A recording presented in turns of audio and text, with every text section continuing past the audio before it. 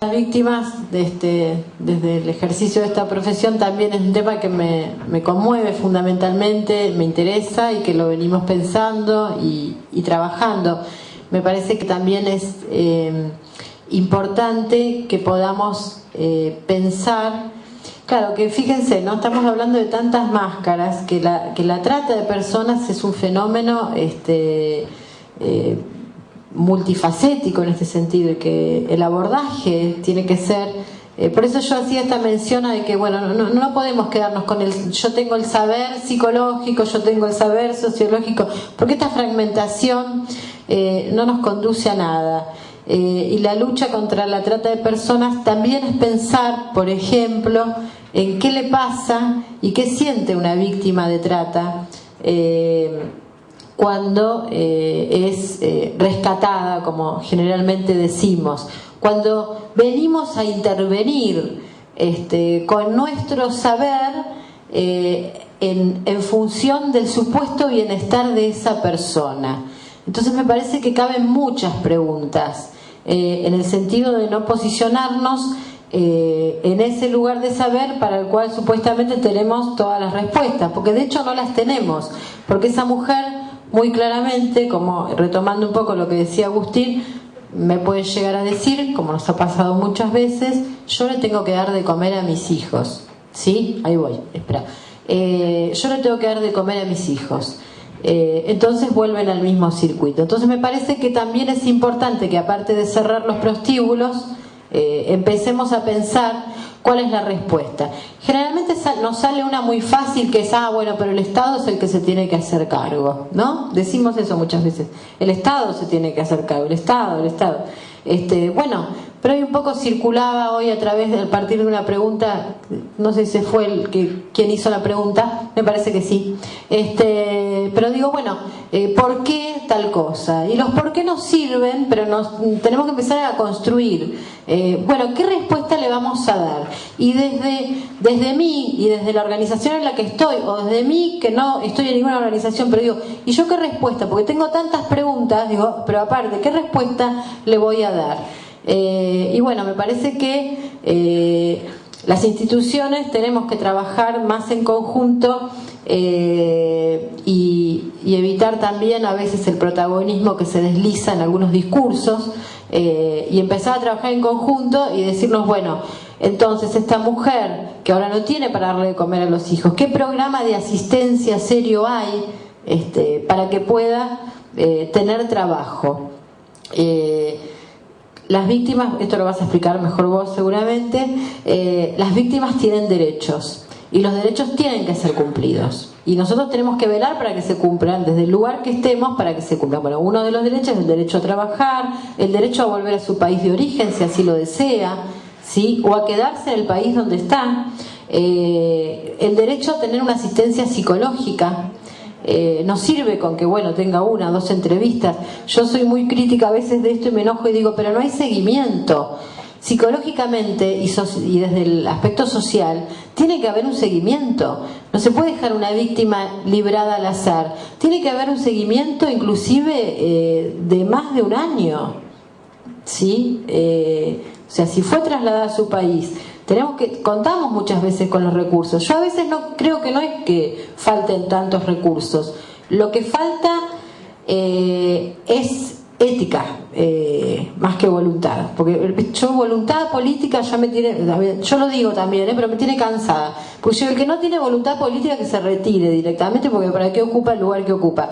Falta tener conductas más solidarias y más éticas en función de cumplir finalmente con lo que me estoy proponiendo y con lo que digo que hago. Entonces, si yo digo que asisto hasta el final, y si no, no digo nada, ¿sí? Entonces digo, bueno, me parece que el tema de las víctimas es importante, y también empezar a producir más conocimiento en relación a cuáles son los efectos psicológicos que sufre una víctima de trata de personas, que no son exactamente los mismos que una víctima de violencia o una víctima de abuso. Nosotros en nuestro trabajo vamos encontrando estas diferencias, que básicamente se encuadran muchas veces en diagnósticos, rótulos de manuales de psiquiatría, que bueno, nos sirven para dejarnos un poco más tranquilos, pero me parece que tenemos que profundizar más en los terrores, más en todo, en cómo se ve afectada la sexualidad, más en los mecanismos perversos que también se pueden desarrollar en personas que han estado sometidas a maltrato y a crueldad. Quiero decir con esto que se identifica con el agresor, porque si no, ¿por qué tenemos tantas mujeres que fueron víctimas y después terminan regenteando un prostíbulo? Sufrieron y después hacen lo mismo con otras. Esto no es una crítica, por favor, esto es el ver la realidad tal cual se nos presenta, porque tiene alguna identificación con el agresor, ¿sí? Y no pudo zafar, y no fue rescatada, y no hubo seguimiento, y no hubo asistencia, entonces repite. Digo, bueno, es muy rico el campo digo, para poder investigar, porque el tratamiento que le vamos a poder ofrecer a las víctimas va a estar en función de lo que nosotros podamos profundizar en relación a estos efectos tan nefastos y devastadores para el psiquismo, ¿sí? Bueno, un poco esto venía a colación de lo de las víctimas. No sé, Margarita, alguien tenía que hacer preguntas. ¿Vos? Sí, ¿quién? A ver, cuéntame. Yo quería preguntarle en general cuál era el pensamiento de ustedes y al doctor en particular. Sí. ¿Qué marco regulatorio hoy hay vigente? Por ejemplo, cuando nos encontramos ante la trata o explotación, ya más o menos lo conocemos. Pero ¿qué pasa cuando nos encontramos frente a la prostitución? Dice llanamente, sin que haya trata o explotación. Perfecto. Te respondo. Primero te aclaro, no soy abogado todavía, soy estudiante avanzado, me quedan pocas materias, así que igualmente trabajo en la fiscalía. Pero te respondo, desde el Ministerio Público Fiscal, lo que yo te puedo hablar, mi experiencia en un caso en donde nosotros comenzamos investigando la trata y nos encontramos en que no hay trata y tal vez sí haya explotación sexual, lo que hacemos es derivarlo a la justicia provincial y que ellos, continúen con la instrucción de la causa. Eso es lo que te puedo responder en cuanto a eso. La prostitución no está penada, el ejercicio de la prostitución, porque una cosa es la explotación, Claro, a eso otra cosa es la prostitución. Exacto, yo lo que me refería es, como un poco explicaba al principio, la trata de personas en cualquiera de sus tres posibilidades que explicaba al principio, explicaba también Patricia, es, perseguida como delito desde la justicia federal. Después está el regenteo de prostíbulos y demás por explotación sexual de mujeres. Eso es un delito que se combate desde la justicia provincial. Por eso yo explicaba que si no nos encontramos con trata, que es un delito que va contra la libertad de las personas, que tiene una serie de ítems como es el traslado, el acogimiento de la persona con el fin de la explotación sexual, se persigue desde la justicia provincial. Que la mujer que se prostituye no comete un delito, por eso nosotros hablamos de víctimas. Tal vez para los chicos que capaz no lo conocen, no sé si apuntaba eso la aclaración del profesor. No, sí, me parece bien que ahí lo aclare mi confusión, porque si no a veces se presta a que vos pasás, si no perseguimos como demonios ya en la sociedad, viste que la sociedad argentina es de pasarse del claro al oscuro o del negro a blanco de un día para otro, y empezamos a perseguir cosas que no existen. Estamos frente a un bar común y corriente y hay dos personas que están ejerciendo la prostitución y ya empezamos a plantearnos como sociedad, no le damos crédito a lo institucional, decimos ¿por qué no está cerrado este lugar? Resulta que en el lugar no hay trata de personas o explotación. Está bien, perfecto. Para aclarar eso, y para que todos lo sepan, la mujer que se prostituye no comete ningún delito. El tema es como usted dice, si en un bar hay una chica, una persona que a través de la gente que va ahí, se expone y a través de ahí capta clientes para explotarse sexualmente, si ella lo hace no comete el delito. Ahora, si la persona dueña del bar se queda con un porcentaje o la utiliza para, que es lo que generalmente sucede, ¿no? Para cometer el delito, seguramente esa persona puede ser, o un tratante o un explotador sexual, según el caso particular, ¿no?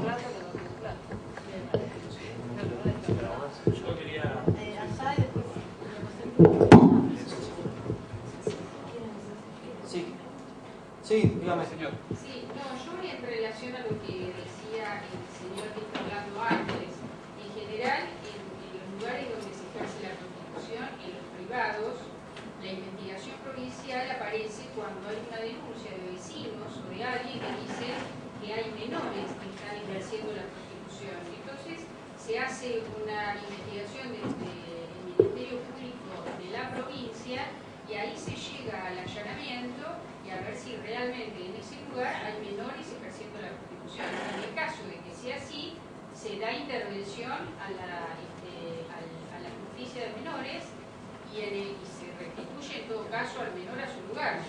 Los mayores que ejercen la prostitución en ese lugar siguen ejerciendo la prostitución. Está legislado por el Código Penal y lo trata provincia. Está bien, tiene que ver con lo que yo explicaba. Ahora, si en ese lugar encuentran a una menor o mayor, la que sea, que era explotada sexualmente, seguramente el responsable ese deberá afrontar el juicio y recibir una pena. Si hay menores, por supuesto, y personas mayores contra su voluntad ejerciendo la prostitución, sí responde el que está regenteando el lugar.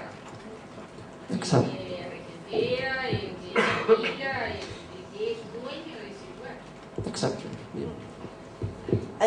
Sí, a mí la cuestión de la prostitución, es decir, la venta, el contrato de venta del cuerpo por una hora, no sé cuánto dura el turno, pero que sabemos que es un hábito de muchísimos marplatenses en privado que están en pleno centro, y ni hablar de las paradas, ¿sí? En Champañá, bueno, esto que todos vemos. Yo no naturalizo tampoco la cuestión de la prostitución desde esta perspectiva de género, porque, digamos, pienso cuáles son los contextos que permiten que haya personas con capacidad de secuestrar a una niña, ¿sí? Y que toma esto como su modo de vida. La secuestro, la aíslo de la familia, total. Tal vez, esta idea a priorística de que porque le gusta, porque le estoy dando mejores oportunidades, porque en la casa estaba abandonada, porque la mamá no le daba bolilla, porque múltiples maneras de justificar, mientras aceptamos, negamos, en esta tensión entre lo que podemos ver y lo que queremos ver. Y entonces ahí es donde la prostitución, vale la pena empezar a debatir en profundidad la prostitución, porque la violencia que se ejerce en el ámbito doméstico, Mar del Plata, hay una organización, varias organizaciones están reclamando que se declare la emergencia por el alto grado de violencia hacia las mujeres y hacia las niñas. Y bueno, ¿cuáles son las condiciones? La violencia está generalizada, ¿no? O sea, nosotros por ahí acá estamos tratando el tema de la trata. La violencia hoy ya ha llegado a un grado en la Argentina que es casi inexplicable. Es que, casi inexplicable. claro. Desde lo que hacen con los ancianos hasta la violencia generada en la calle por cuestiones de tránsito nada más. Claro, yo me refería en realidad cuando le preguntaba al doctor, porque viene bien aclarado, porque yo difiero con usted cuando dijo que la sociedad no quiere enterarse. Yo creo que sí, yo trabajo con muchos jóvenes que quieren enterarse de lo que pasa. Lo que pasa es que hay un descreimiento, me parece, por parte de la sociedad muchas veces, en las instituciones, por no conocer los marcos regulatorios legales. Entonces ahí es donde como sociedad se nos confunde.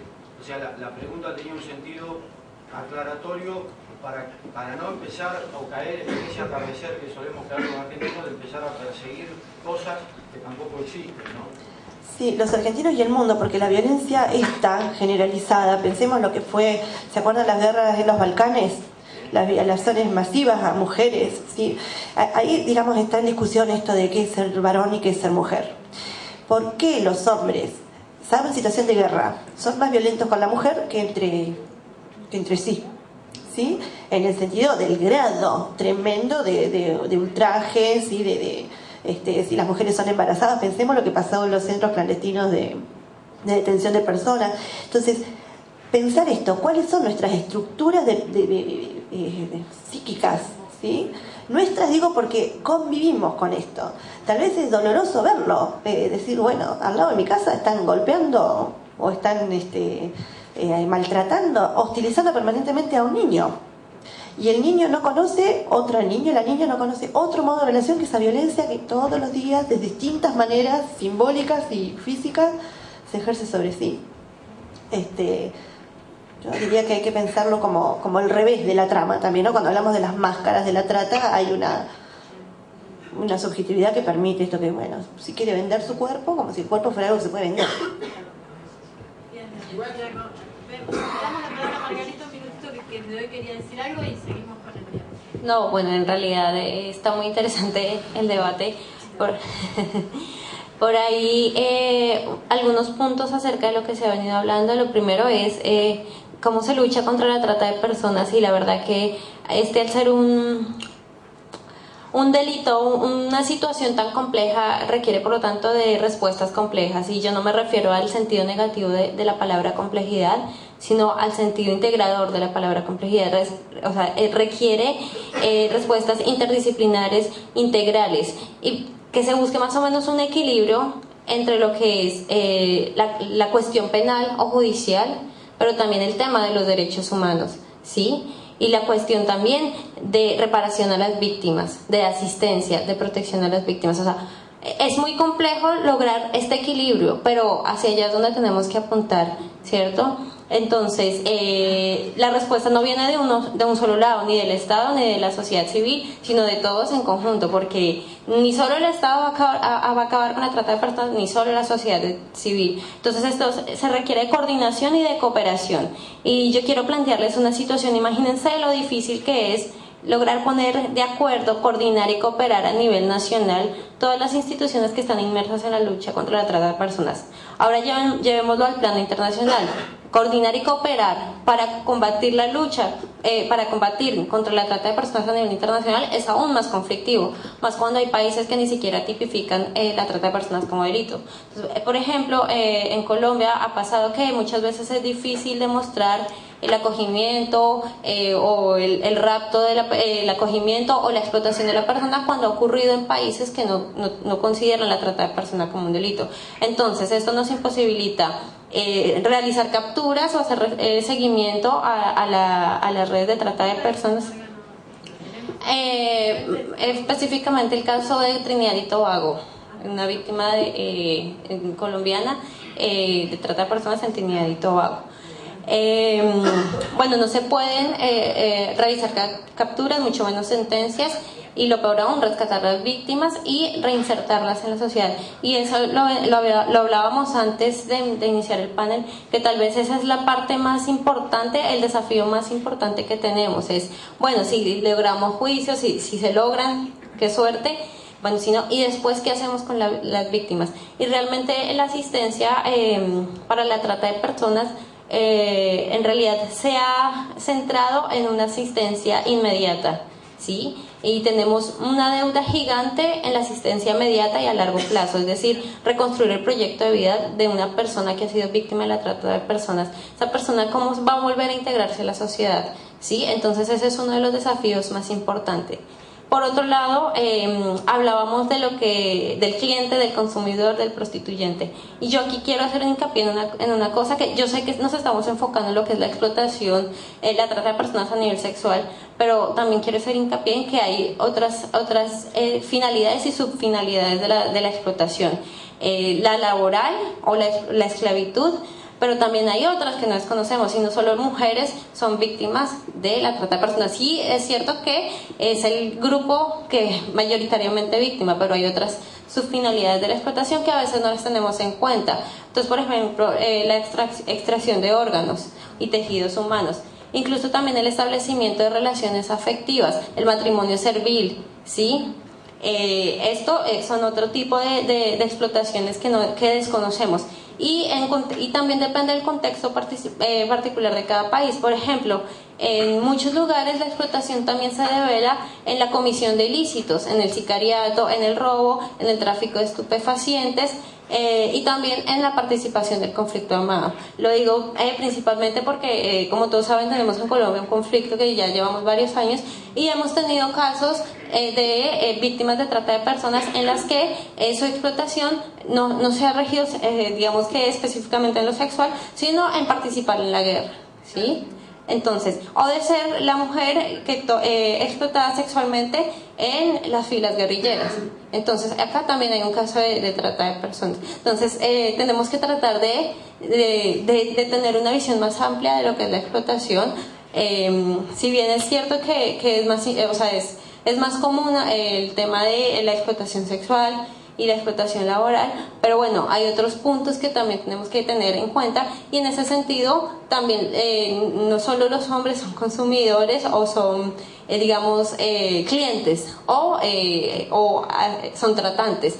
La mujer que trae a una persona de un lugar rural para realizar servicios domésticos y está explotada laboralmente, también de cierta forma está explotando a esa persona. Entonces hay distintos puntos desde donde se da la explotación, por decirlo así. Bueno, Muy bien, es una pregunta hoy, sí. Y Juan, vos también, bueno, estabas vos, ¿no? Sí. Dale, hacela, Juan, ¿querés? No es una pregunta, yo quería hacer una reflexión. Sí. Y pasó un buen rato y se habla de otra cosa, igual lo menciona. Se habló de Julio López y nos ocurrió a todos al oír lo de Severo anoche, vincularlo inmediatamente con Julio López. Yo digo, en esto de la desaparición de Julio López hay algo doblemente perverso. La desaparición en sí como método para que alguien no hable, pero él ya había hablado, o sea, es algo aleccionador para alguien más. Los que sepan algo les va a pasar esto, pero es doblemente perverso porque es un delito que no pasó, no ocurrió, está ocurriendo, porque los que ocultan su persona o su cuerpo siguen cometiendo ese mismo delito. Y si no, ¿por qué al saber lo de Severo nos acordamos de López y no de Jerez, que desapareció 10 días después? La diferencia es que Jerez, como hubo una movilización inmediata, no lo pudieron esconder y el delito terminó. O sea, me parece que en ese terreno el hecho de mantener el delito en comisión, digamos, es el soborno permanente. Y miren cómo funciona. Severo nos hizo acordar de López.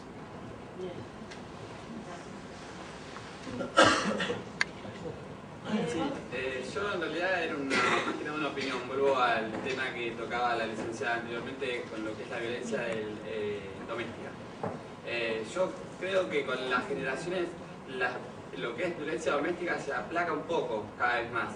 Por ejemplo, yo vengo de una generación en que más de un grito o un golpe no pasa. Y generalmente mis generaciones anteriores por ahí llegaban a un cintazo del padre o a un callate y no se hablaba, llegaba, hablo de la generación de mi padre, por ahí llegaba el abuelo, se sentaba y todos se callaban. Yo puedo decir, cuando tenía 12 años podía cambiar de canal en mi casa.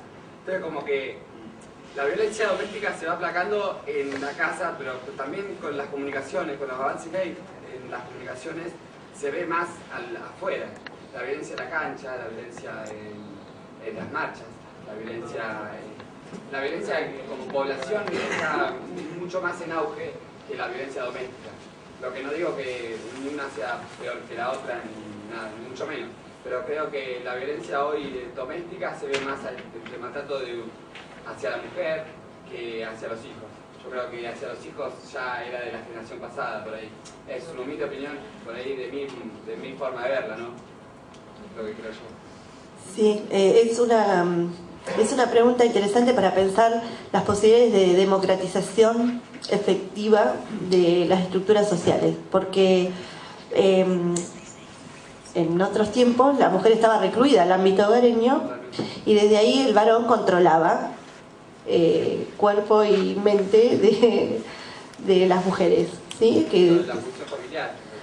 Sí, la reproducción, ¿sí? Digamos, la mujer formada para tener hijos y para reproducir a través del trabajo doméstico las condiciones de existencia de una familia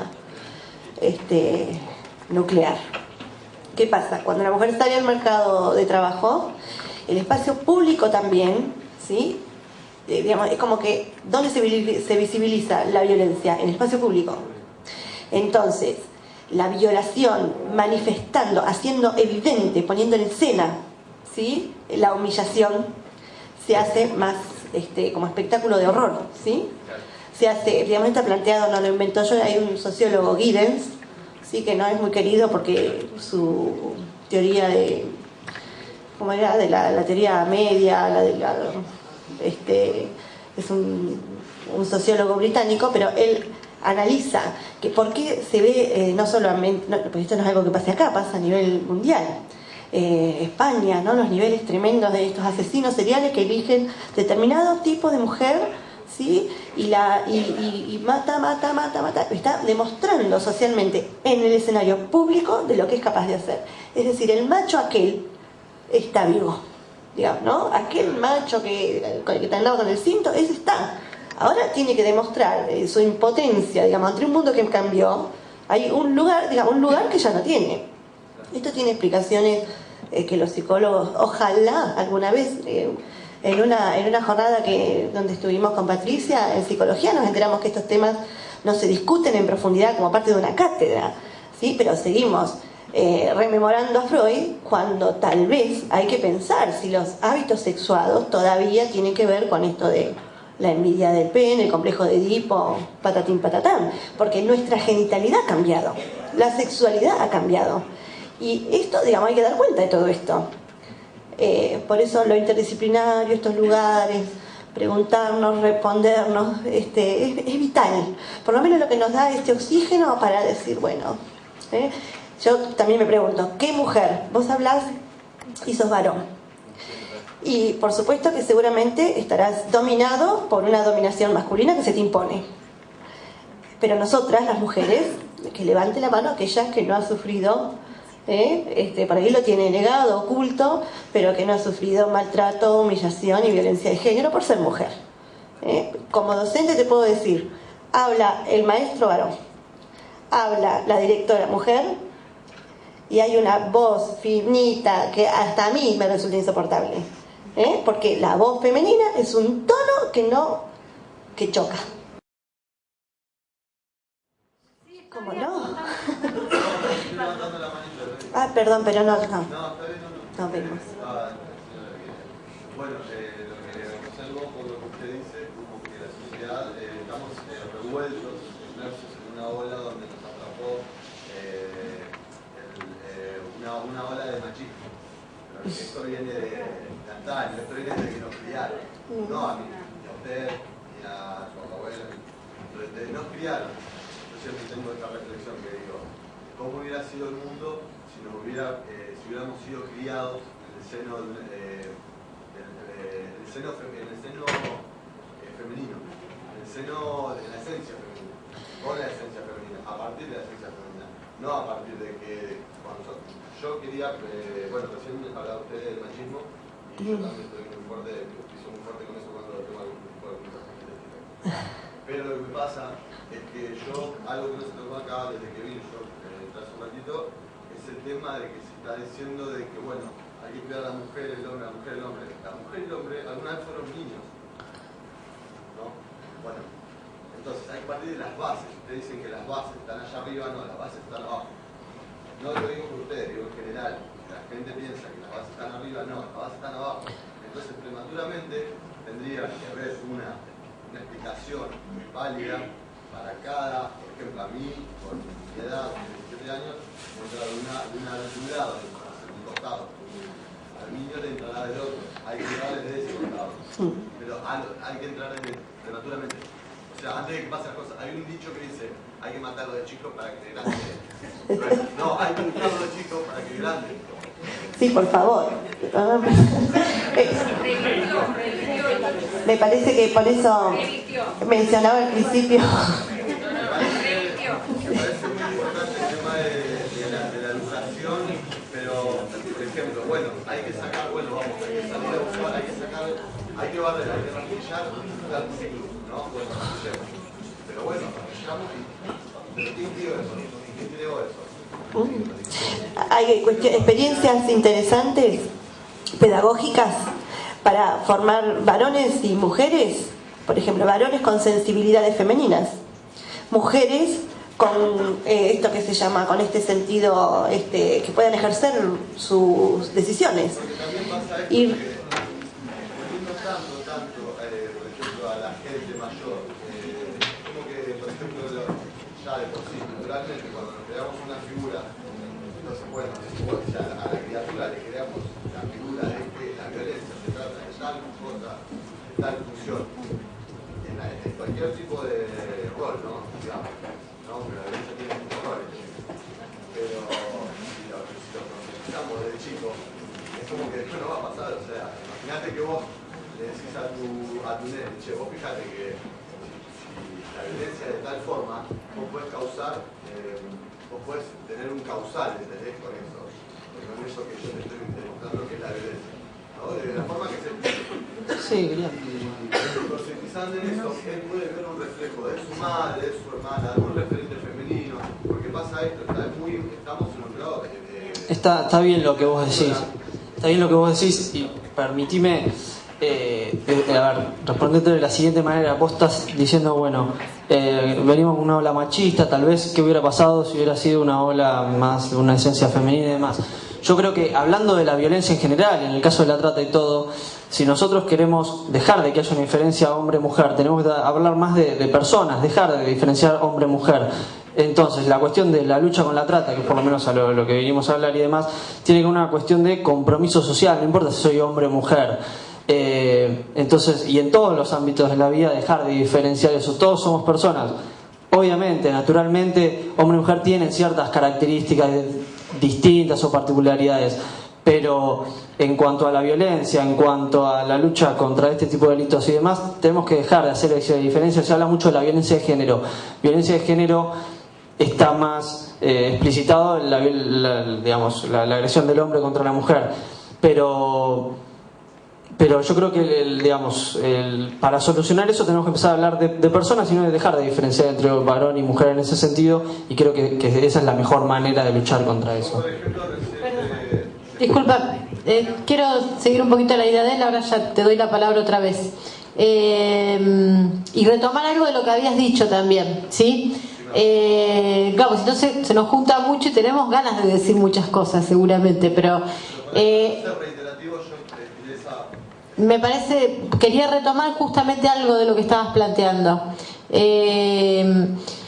También hoy contaba, no sé si vos viniste más tarde, que este fenómeno de la trata de personas, como así también el tema de la violencia y el tema del abuso, que es en lo que trabajamos, quienes trabajamos en esta red solidaria, es polifacético y que por lo tanto, lo dijimos muchas veces, me parece que merece ser abordado desde distintas miradas. Un área tiene que ver con la prevención, justamente. Y hoy, si bien hubiese saludado a muchas personas cercanas, queridas, amigos, compañeros que están hoy acá, pero hizo una mención especial a todos los jóvenes que nos vinieron a ver, que espero que se lleven algo, ¿no? De todos estos delirios nuestros, se lleven algo también, porque la verdad que a mí me da mucha alegría que hoy por hoy los chicos y las chicas, por ejemplo, estén trabajando dentro de proyectos que tienen, que los docentes también los estén acompañando en esto, y que realmente, por lo que venimos trabajando nosotros, vemos que hay un interés en esto. Hemos hecho intervenciones en varias escuelas en relación al tema de la trata de personas, hemos colaborado con todo lo que tiene que ver con talleres de prevención, y no solamente vamos a dar una charla y nos vamos, sino que también intentamos que quede algo, y generalmente lo que queda después de este pasaje que uno hace por estas instituciones educativas es alguna intervención de los chicos en su comunidad, por ejemplo, la producción de algo nuevo, algo que no sabía, algo que me interesaba pero que no sabía. Bueno, tratamos de colaborar en eso. Y vuelvo a lo que decías de la niñez, porque también me parece importante que recordemos que, por ejemplo, tenemos una ley de educación sexual, y que esa ley, en realidad, más allá de tu gesto, en realidad existe. Digo, las leyes existen y hay que ver cómo se implementan. Estoy de acuerdo en que, bueno, se tiene que implementar, y se tiene que implementar de alguna forma que esté adecuada, digamos, también a las necesidades y las inquietudes de los alumnos. Pero en función de esa ley también me ha tocado participar brindando talleres y capacitaciones, jardines de infantes. Ahí quería llegar a lo que vos decías, y en este sentido estoy de acuerdo.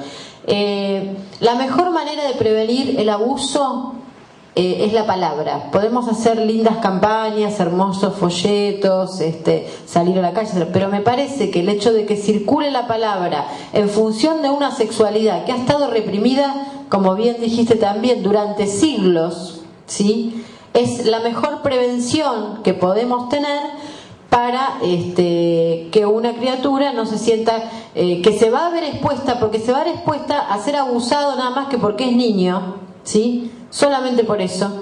Entonces digo, bueno, la mejor prevención es poder hablar de aquello que se ha reprimido durante siglos, y en ese sentido estoy de acuerdo con trabajar tempranamente en función de una ley que puede tener sus falencias y demás, que se puede cumplir, pero bueno, que está y se tiene que cumplir. Porque antes, yo hace mucho, cuando me inicié en esto, para ir a hablar de sexualidad a una escuela había que pedir la autorización a los padres.